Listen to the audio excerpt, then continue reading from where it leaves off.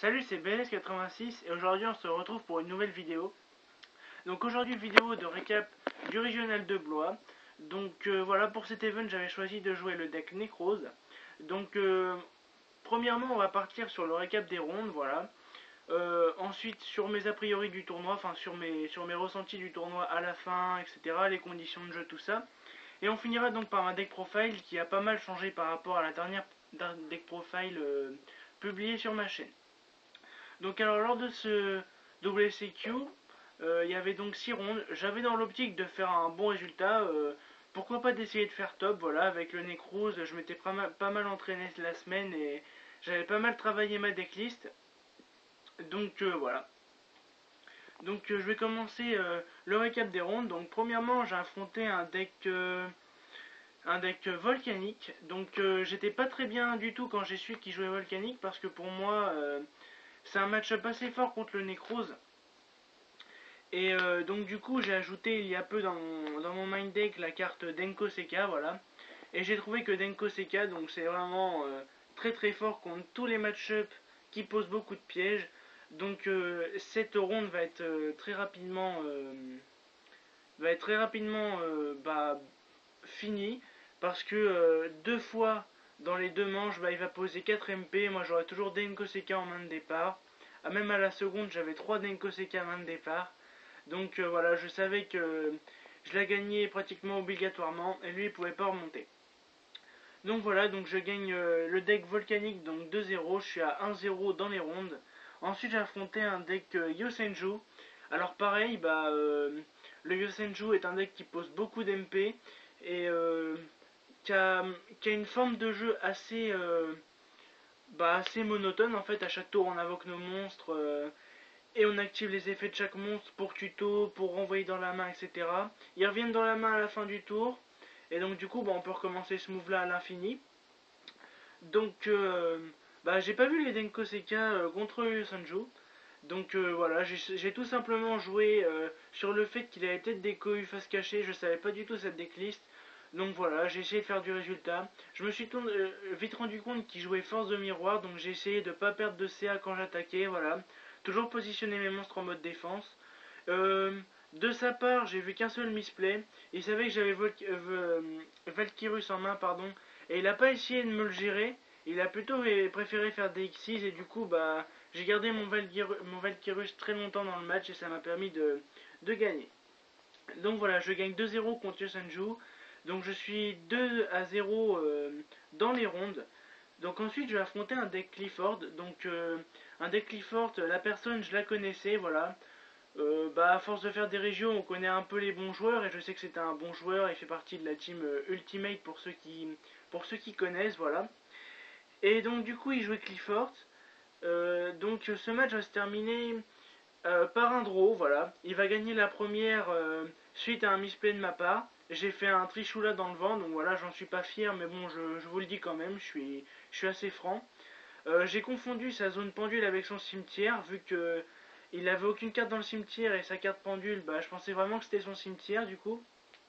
Donc j'ai fait un trichoula dans le vent, donc il va gagner la première en Moteka, voilà.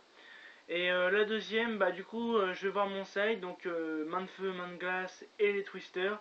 Et du coup, je vais réussir à lui ruiner son CA, pardon. Et je vais faire un trichoula sur un Clifford Scout dans sa main et sur un Clifford Scout sur sa zone de terrain. Donc voilà, je vais l'emporter facilement à la deuxième partie de ce duel. Donc voilà, le time est annoncé, on était en train de sider pour la troisième manche de ce duel. Donc du coup l'arbitre nous dit ça sera un draw. Donc je termine en draw. Donc voilà, je suis donc actuellement à 2 victoires et à 1 draw lors de ce tournoi. Ensuite j'ai affronté un deck héros élémentaire. Donc deck héros élémentaire avec quelques cartes techniques. Donc des cartes comme chargement de masque. Donc c'est pas une erreur de ma part, c'est pas changement de masque mais c'est chargement de masque, voilà. Et voilà, il va tout simplement jouer son jeu. Malheureusement à lui, à cause de la pression, il va oublier ses effets de Dark Law, tout ça. Donc voilà, je vais réussir à continuer à faire du CA, machin. Et donc du coup, avec quelques cartes tech dans mon main deck, je vais réussir à l'empêcher de jouer et à l'empêcher de faire sa stratégie en faisant des OTK et tout ça. Donc du coup je vais gagner 2-1 contre cette personne. Ce fut un beau duel, malheureusement il n'y a pas eu de misplay à part ces oublis de Darklo. Donc voilà, c'était un bon match. Ensuite je vais tomber contre un joueur de Necros, donc quelqu'un d'assez connu sur la scène française. Donc il s'agit de Edison Pan. Donc voilà, match miroir Necros, c'était pas très intéressant. Malheureusement je vais faire la Jinlog dans le premier duel. Il va essayer de vider son deck et ça va lui sourire parce qu'avec beaucoup de réussite il va tirer le Ragigi qui fait la game du coup. Donc voilà, et à la manche 2, il va tirer son side, je vais pas tirer le mien. Voilà, il joue Necros, donc voilà, il sait comment jouer. Donc il va gagner ce match 2-0, donc encore bien joué Edison si tu regardes cette vidéo, c'était un duel très intéressant. Malheureusement pas de chance pour moi que tu aies tiré le Rageki. Voilà.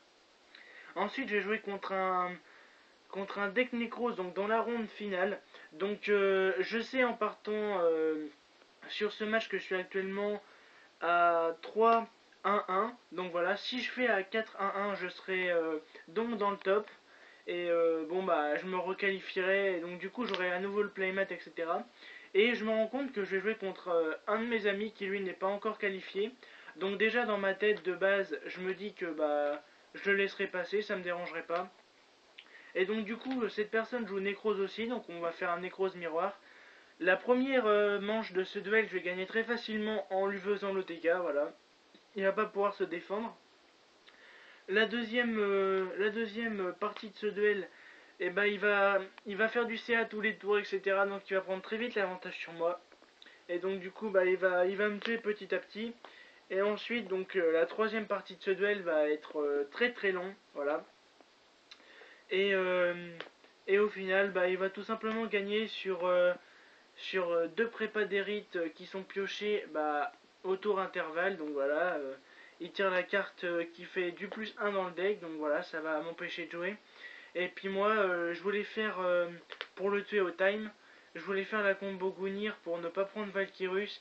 Et du coup, par manque de réussite, j'ai pas tiré de carte Necros à défausser avec l'effet de Gunir. Donc voilà. Donc j'ai pas pu gagner. Donc cette personne se qualifie, donc voilà, très content que ce soit un de mes potes qui se qualifie et surtout qui fasse top, donc qui reçoit le tapis, etc. Donc je termine avec 3 victoires, 2 défaites et un draw. Mes 2 défaites sont des matchs miroir Necros, donc je sais pas vraiment si c'est par manque de réussite ou par manque de playtest. Je pense que c'est un petit peu des deux, j'ai fait quelques erreurs sûrement. Le draw contre le Clifford, on sait que Necros contre Clifford c'est compliqué, surtout quand le Clifford voit ses emptiness, donc c'est compliqué. Et les 3 victoires, c'est des victoires méritées, j'ai pas fait de misplay, etc. Donc on va passer tout de suite à mon deck profile assez rapide. Voilà, donc c'est des Necros de base, hein, voilà. Donc là c'est un troisième Brionac, c'est juste qu'on me l'avait prêté pour le tournoi hier, et j'ai pas voulu en acheter un troisième vu que ça passait à 2. Donc voilà, 3 Brionac, 3 Unicorn. Je jouais que 2 Valkyrus pour cet event. Donc on peut le recycler, on peut le piocher. Donc pour moi ça sert à rien de l'avoir en trop. Un Closeless, on a déjà 3 Brionac, donc c'est super fort. Donc voilà, le Closeless va chercher tout simplement la magie. Donc voilà. Ensuite le Gunir, donc carte très puissante pour gérer le CA de l'adversaire et pour empêcher le Valkyrus adverse, donc très puissant. Un Trishula, pas besoin de présenter, hein, cette carte représente tellement de menaces pour l'adversaire qui joue son deck de façon à ne pas prendre Trishula, donc pour nous ça nous arrange bien. Le Necros d'armure invincible, j'étais pas fan avant, maintenant je suis très fan, ça passe sur les Clifford qui ont 3100 d'attaque, etc. C'est pas mal du tout. Ça gère les MP contre des match-ups difficiles, genre Satellar, Yosenjo et tout ça, donc vraiment grosse carte. Ensuite, donc les cartes de base, donc 3 Manju, 3 Sanju, voilà. Donc des Stratos ambulants, niveau 4, donc c'est super fort. 2 Shurit, 3 c'est trop, un seul pas assez, donc 2 c'est parfait.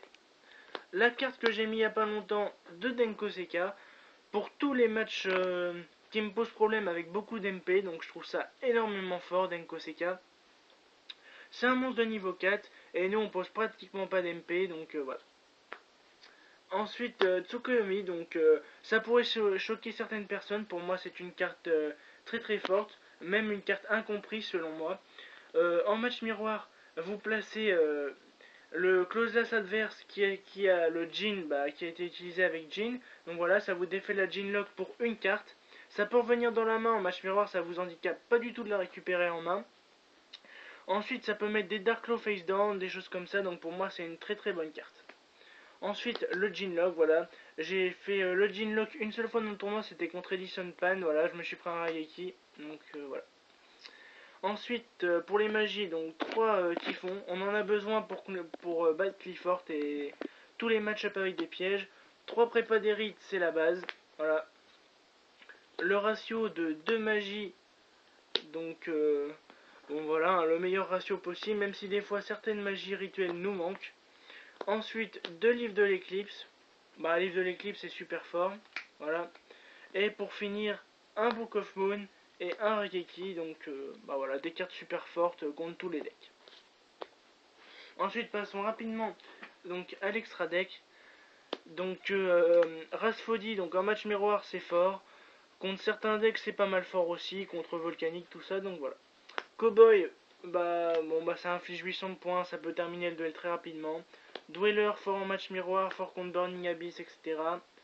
La chaîne démonia, la chaîne Lavalval, pardon, ça peut vous permettre de faire la combo Jinlock, plus de tutoriser les cartes qu'il nous faut. Exciton, bon, pas besoin de présenter cette carte. Loup Sinistre Diamant, carte très forte, voilà. Ça peut vous permettre de gérer des cartes en en camp, Macrocosmos, etc. Le Castel, carte très très puissante. Le 101, qui est de retour dans tous les extra decks, c'est super fort. Numéro 103, c'est encore fort contre Clifford. Après, on pourra peut-être l'enlever ou peut-être la garder, ça dépend si Fire Fist sera joué, pardon. Voilà. Ensuite, Boîte Folle. Donc, Boîte Folle est une carte très très forte contre le Clifford. Et donc voilà. En synchro, donc on a 0 héros de la lumière écarlate, de la lumière arc, pardon. C'est le même nom pour moi. Donc voilà, carte très puissante avec Kaléidoscope. On a le Léo pour le Kaléidoscope aussi, le Star Eater pour Kaléidoscope et le Dragon Quasar filant pour le Kaléidoscope. Et finalement un petit jeton, voilà. Ça permet de pas se prendre la tête quand il y a un gore sur le terrain. Donc voilà, aujourd'hui je vous présenterai pas mon side deck parce que je trouve mon side deck était pas si mal. J'ai pas trop envie de le présenter parce que j'ai pas envie de donner des cartes techniques et tout ça à mes adversaires. C'est pas du tout c'est pas du tout méchant, c'est juste que j'ai pas trop envie. Et voilà, donc je vous remercie d'avoir regardé cette vidéo. Si cette vidéo vous a plu, n'hésitez pas donc à liker, à partager ou à commenter si vous voulez réagir ou interagir avec d'autres personnes. Donc voilà, bon duel à tous.